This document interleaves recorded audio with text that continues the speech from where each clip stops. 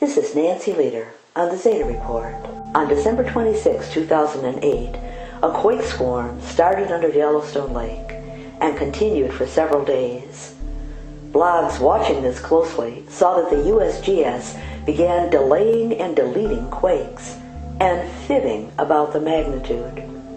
They claimed, for instance, that a magnitude 3 quake was felt 600 miles away, when 30 miles is the average distance where a magnitude 3 can be felt.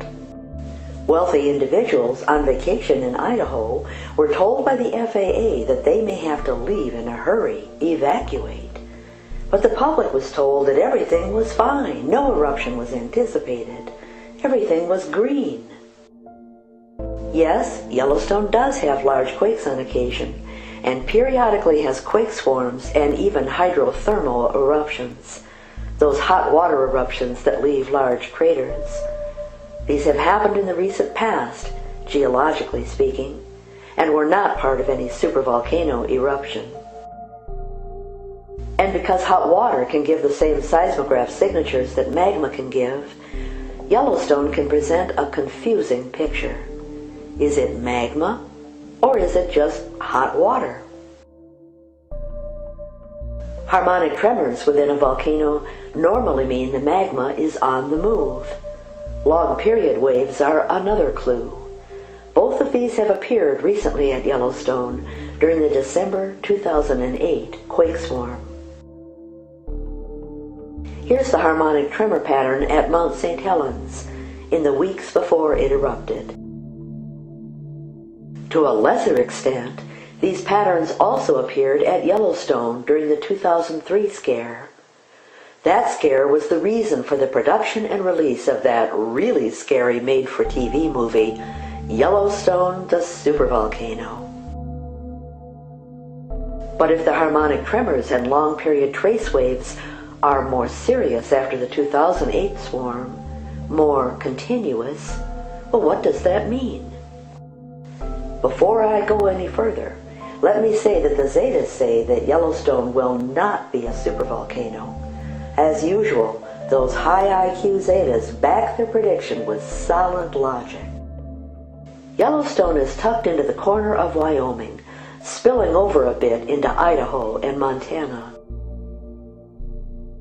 Compare this location to the Continental Divide. The divide goes right through the center of Yellowstone Park. For the Zetas, Yellowstone has many rock layers folded under it, making the path of any magma convoluted and buffered. For Yellowstone, we predict a slow eruption, where hot water and steam begin to be replaced by magma at many vent points, and will give plenty of warning well before it starts to ooze. This is a subduction area, with layers of the North American plate pushing all the way to the Continental Divide. Lots of vents? Indeed, the Yellowstone caldera is peppered with them. Geysers, the main attraction at Yellowstone, trace the outline of the caldera, the large pool of magma under the surface. The pool of magma heaves and subsides over the years, particularly at two dome areas, presenting a confusing picture. And no one is certain that this magma pool is all that liquid either. It might be crystallized, unable to erupt. It might be filled with gas or water rather than magma. For the Zetas, we should anticipate Yellowstone erupting during the last weeks before the pole shift, when the Earth is under extreme stress as rotation slows to a stop, and oozing magma well before it blows. We should anticipate Yellowstone being no worse than a regular volcano, and the Zetas advise being 100 miles away to avoid serious ashfall. Until next time on the Zeta Report, this is Nancy Leader.